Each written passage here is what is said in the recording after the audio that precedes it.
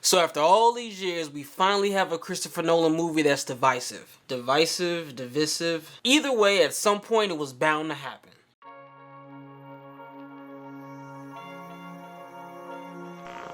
What's up everybody, I'm Johnnie Omega, back with another movie review, this time talking about the new Christopher Nolan film Tenet, so let's get to it.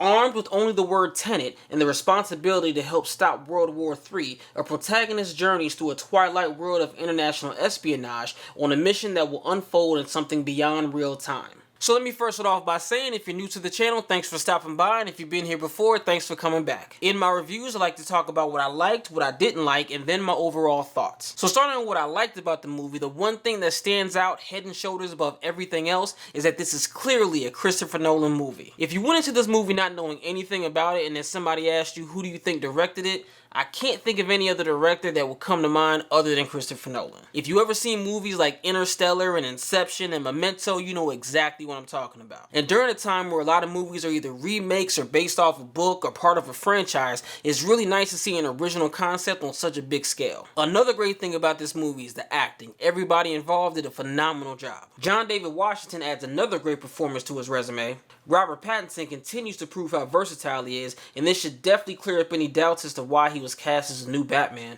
Elizabeth Debicki actually has a bigger role in this movie than I originally thought, and she carries her weight nicely. And Kenneth Branagh just chews up the scene every time he's on screen. But the most mind-blowing thing about this movie, hands down, are the action sequences. The movie starts off with the great action scene, and as the movie progresses, the action scenes just get better and better. Everything from the car chase scenes to the actual hand-to-hand fight scenes is just amazing to watch because it's all a combination of something normal and something that's inverted. So you're seeing things move forwards and backwards at the same time, and it just makes you wish you had the ability to rewind the movie right then and there so you could watch those scenes again. I would actually be very interested in seeing a behind-the-scenes segment just showing how they pulled that off. Those moments are easy where this movie shines the most, and even if you talk to two people, one person who does like the movie and one person who doesn't, they'll at least be able to agree on that. But like I said, this movie has Christopher Nolan's fingerprints all over it, and he pretty much doubles down on everything he does as a director. And being that he's also the writer of this movie, it's like he went to his computer with the specific intent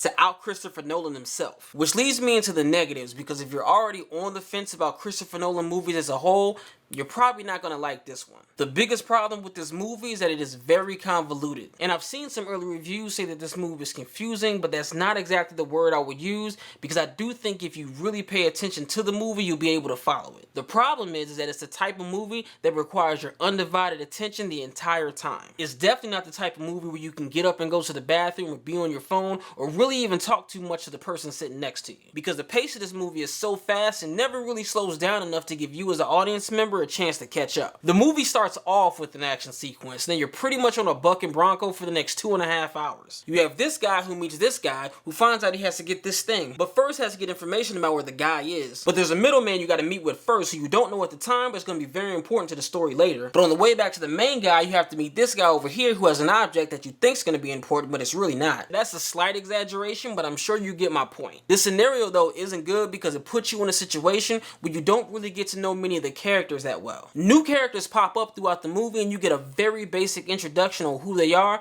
but then they're along with you for the rest of the ride. And because of that, you really only get invested in one character. And you're only really connected to her because she's the main connection between the protagonist and the antagonist. And these flaws usually aren't something that's associated with the Christopher Nolan movie, so I fully expected to turn some people off. And another thing I would say negative about this movie is that even though the score was great, the overall mixing of the sound wasn't. And this isn't a fluke because I've seen this done in a couple of other Christopher Nolan movies, but in certain scenes it's like the sound of the dialogue is just under everything else and it makes it hard to understand what's being said. And it's probably done for realism because when that situation does happen, it's usually in scenes where in real life there would be a lot of background noise anyway, and it would probably be hard to hear what somebody's saying to you.